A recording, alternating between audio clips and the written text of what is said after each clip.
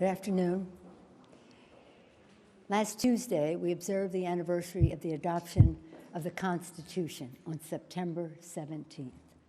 Sadly, on that day, the Intelligence Community Inspector General formally notified the Congress that the administration was forbidding him from turning over a whistleblower complaint on Constitution Day. This is a violation of law. Shortly thereafter, press reports began to break of a phone call by the President of the United States calling upon a foreign power to intervene in his election. This is a breach of his constitutional responsibilities. The facts are these. The Intelligence Community Inspector General, who was appointed by President Trump, determined that the complaint is both of urgent concern and credible.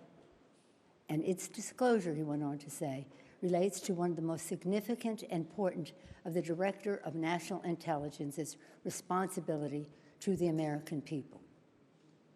On Thursday, the Inspector General testified before the House Intelligence Committee stating that the acting Director of National Intelligence blocked him from disclosing the whistleblower complaint. This is a violation of law. The law is unequivocal.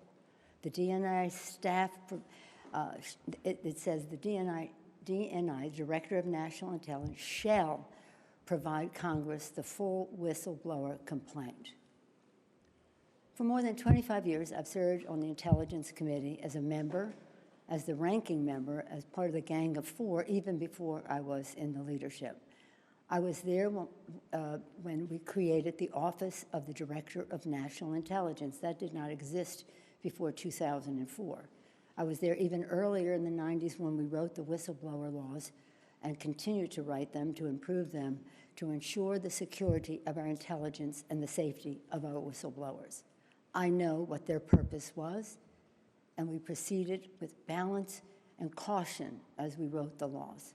I can say with authority the Trump administration's actions undermine both our national security and our intelligence and our protections of the whistleblowers, more than both.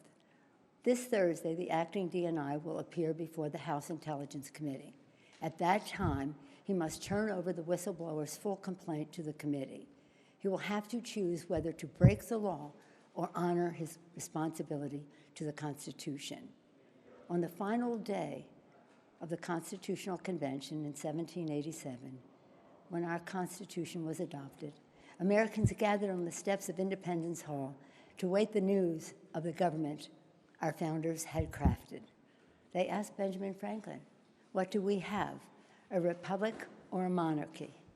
Franklin replied, "A republic if you can keep it." Our responsibility is to keep it. Our republic endures because of the wisdom of our Constitution, enshrined in three co-equal branches of government, serving as checks and balances on each other. The actions taken to date by the President have seriously violated the Constitution, especially when the President says, Article 2 says I can do whatever I want. For the past several months, we have been investigating in our committees and litigating in the courts, so the House can gather all the relevant facts and consider whether to exercise its full Article 1 powers, including a constitutional power of the utmost gravity, approval of articles of impeachment. And this week, the President has admitted to asking the President of Ukraine to take actions which would benefit him politically. The actions of the Trump presidency revealed the dishonorable fact of the President's betrayal of his oath of office, betrayal of our national security, and betrayal of the integrity of our elections. Therefore, today, I'm announcing the House of Representatives moving forward with an official impeachment inquiry. I'm directing our 6 committees to proceed with their investigations under that umbrella of impeachment inquiry. The President must be held accountable. No one is above the law. Getting back to our founders, in the darkest days of the American Revolution, Thomas Paine wrote, "The times have found us. The times found them to fight for and establish our democracy. The times have found us today. not to place ourselves in the same category of greatness as our founders, but to place us in the urgency of protecting and defending our Constitution from all enemies, foreign and domestic.